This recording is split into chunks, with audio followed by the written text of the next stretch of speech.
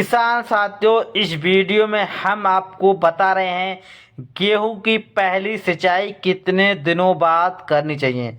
और साथ ही साथ इस वीडियो में हम आपको बताएंगे गेहूं में सिंचाई करने के समय पहली खाद कब डालें, सिंचाई करने से पहले डालें या सिंचाई करने के बाद डालें। तो किसान साथियों, गेहूं की बुवाई का समय लगभग पीक पे है। बहुत सारे किसान भाई अगेती बुवाई करते हैं, कुछ किसान भाई पछेती करते हैं। तो आइए जानते हैं अगेती अगेती की बात करें तो आप 20 अक्टूबर से 10 नवंबर के बीच में अगर आपने गेहूं की बुवाई की है तो आप सिंचाई कितने दिनों बाद करें।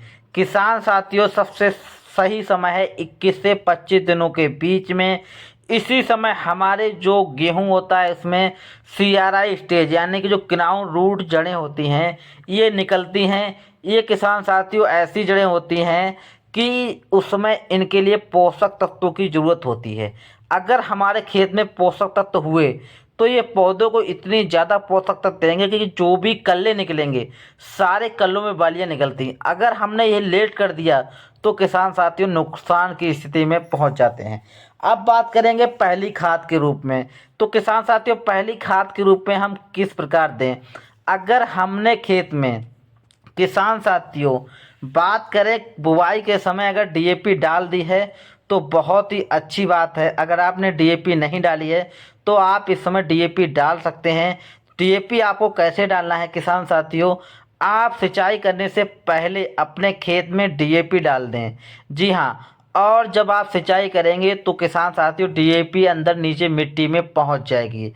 और उसके बाद किसान साथियों आप सिंचाई करने के बाद पहले DAP डाल दें। और इस बात का विशेष ध्यान रखें किसान साथियों, पोटास साथ में ही डाल दें।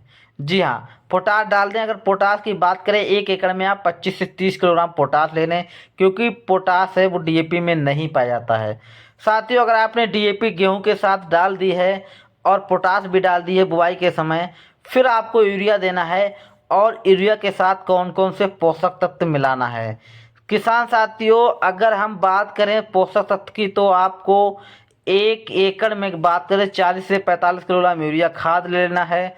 और आप 5 से 7 किलोग्राम जिंक सल्फेट ले लें। जी हाँ किसान भाइयों, जिंक बहुत ही ज़रूरी होती है इस समय।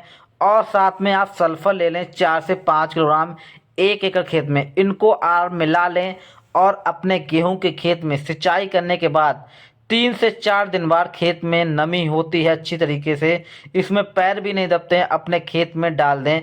किसान साथियों, आप ऐसा ना करें गेहूं में पानी भरा हो तभी सिंचाई आप खाद डालें, तो किसान साथियों उसमें यूरिया का नुकसान हो जाता है। आप जब खेत में नमी हो 3 से 4 दिन बाद तभी स्प्रे करें। तो किसान भाई फिर मिलेंगे।